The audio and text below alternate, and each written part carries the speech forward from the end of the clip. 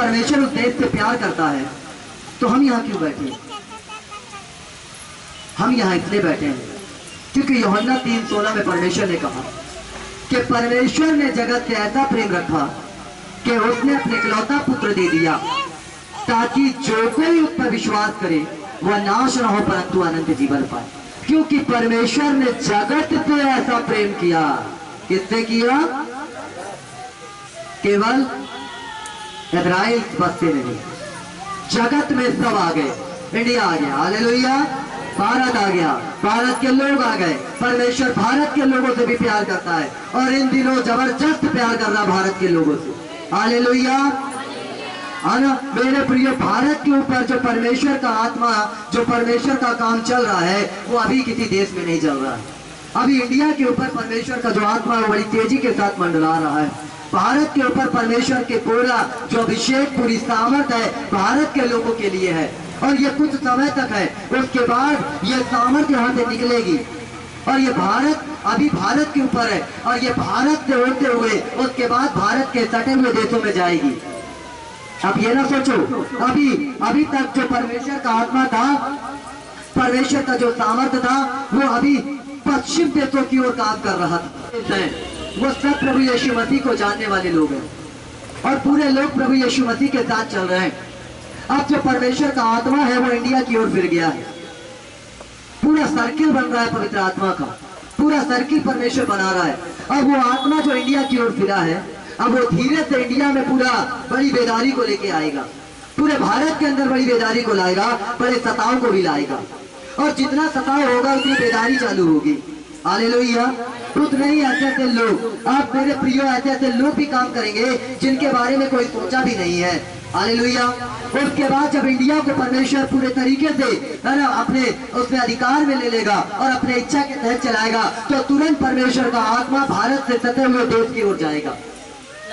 तुरंत जो भारत देश से सटे हुए देश है, परमेश्वर का आत्मा वहां ट्रांसफर होगा, फिर उस देश के अंदर ही बड़ी बेदारी को लाएगा। फिर ऐसा करते हुए वापस इजराइल में चला जाएगा, इजराइल देश में चला जाएगा और फिर वहीं से युद्ध चालू होगा, फिर वहीं से काम चालू होगा, हालेलुया। आप तो खुदा को मान रहे हैं लेकिन यहूदी आज भी यीशु मसीह को नहीं मान रहे, हालेलुया। वहां के लोग आज भी नहीं मान रहे। इसलिए जब बाइबल बताती कि वो लोग चिल्लाएंगे, वो लोग तड़पेंगे, जब वो गुलामी में जाएंगे, जब वो बंधुआई में जाएंगे, जब वो चीखेंगे, चिल्लाएंगे, तब स्वर्ग से परमेश्वर उनकी आवाज को सुनेगा। अभी कई देशों में सताव हो रहे हैं, ऐसा ना सोचो कि प्रभु नहीं सुनता, सुन रहा है, देख रहा है, उसका असर भी देता है। मिला मिला के कभी भूकंप देता है, कभी बाढ़ देता है, बहते रहो, कभी कुछ देता, दे रहा है। लेकिन जब ज्यादा वहां के लोगों के ऊपर होगा, जब यहूदी सबसे ज्यादा सताए जाएंगे, तब पूरा काम चालू होगा, हालेलुया। तब युद्ध होगा, तब कमजोर अब आ चुका है, परमेश्वर से मिलाप का समय, हालेलुया। और पूरी दुनिया की नजर इजराइल देश पे होगी, उस याकूब पे होगी। उस याकूब की कहानी मैं आपको बता रहा हूँ। वो याकूब जो है परमेश्वर की आशीषों को प्राप्त कर लिया, परमेश्वर की सामर्थ को प्राप्त कर लिया। और यहाँ पे जो परमेश्वर का वचन लिखा गया है, परंतु वे अपने परमेश्वर यहोवा, सॉरी यहाँ पे लिखा है, इसलिए हे मेरे दास याकूब, तेरे लिए यहोवा की यह वाणी है, मत डर। आज परमेश्वर का वचन मेरे आपके जिंदगी के लिए भी है और वो कहता है कि मत डरो। आज मैं और आप क्यों डरे हैं? आज परमेश्वर मुझसे आपसे प्यार कर रहा है। क्यों अपनी बीमारी को देख के डर गए?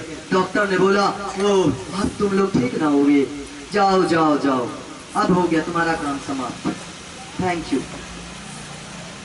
जाइए भैया, मिल लो ना रिश्तेदार से, जाओ रो।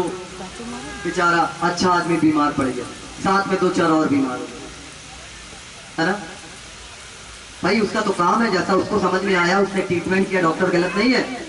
जैसा उसको समझ में आया उसने देख के बोला, उसने कुछ गलत नहीं बोला।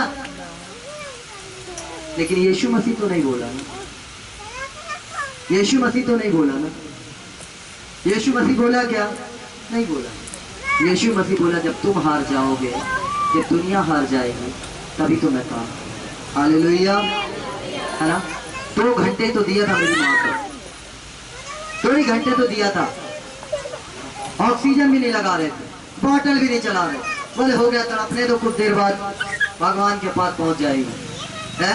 हमने बोला भैया आप अपना काम करो, बाकी का काम हमारा है। हालेलुया। 2 घंटे सिर्फ दिया था, 2 घंटे, और आज कितने घंटों में जिंदा है। हालेलुया। क्योंकि परमेश्वर प्यार करता है, यीशु मसीह प्यार करता है। जब दुनिया से लोग थक जाएंगे, जब दुनिया आपको रास्ता नहीं बता पाएगी, तब यीशु मसीह बोलेगा मेरे बच्चों मत डरो, अब तो तुमने सही चुनाव किया, अब तुमने सही रास्ता पकड़ा है। यहाँ पर याकूब जो है मेरे प्रियो, यहाँ पर याकूब को कहता है इसलिए हे मेरे दास याकूब मत डर। आपको डरने की जरूरत नहीं है, आपको परेशान होने की जरूरत नहीं है मेरे प्रियो, है ना। आपको इस बात को जानना है कि परमेश्वर आपके कंधे पर से उस जुए को तोड़ने पर है। जो जुआ शैतान ने आपके कंधे पर बांध दिया, जो शैतान ने आपके कंधे पर रख दिया, और बड़ा बोझ आप लेकर चल रहे हो, बड़ी समस्याओं को लेकर आप चल रहे हो, बड़ी तकलीफों को आप लेकर चल रहे हो, आप बढ़ नहीं पा रहे हो, आप निकल नहीं पा रहे हो, आप चेंज करते जा रहे हो अपने बिजनेस को, नौकरी को, इसको उसको, पति पत्नी को भी चेंज करने की कोशिश कर रहे हो, लेकिन इससे आपका फायदा नहीं है। आपका फायदा यह है कि मेरे प्रियो आप उस जुए को तोड़ दो, उस बंधन को तोड़ दो, और वो बंधन यीशु मसीह आपके कंधे पर से तोड़ेगा। जब आप प्रार्थना करेंगे, जब आप दुआ करेंगे, तब परमेश्वर तोड़ेगा। हालेलुया।